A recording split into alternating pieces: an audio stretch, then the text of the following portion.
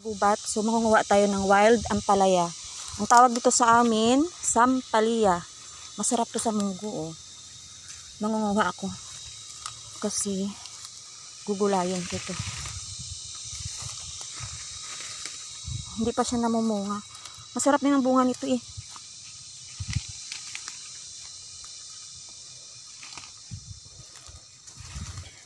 Pero dapat pagkakuha nito, gulayin ka agad kasi mabilis siya malanta. Dami. Ganyan siya, oh.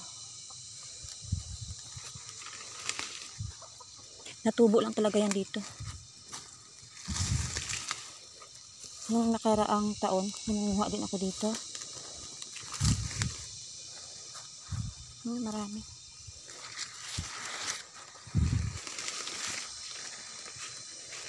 Kasi bukas hindi ako makasama dito. Gawa na may pasok na. Pasokan ng mga bata. So ngayon, nangunguha na tayo.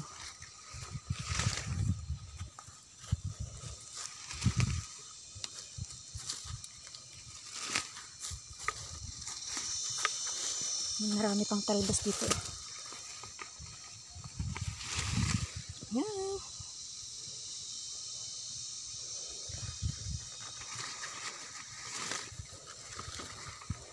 Pag may bunga, pwede rin siguro yun.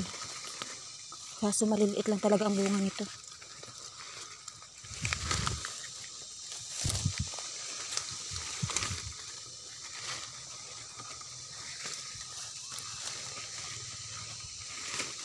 Yan.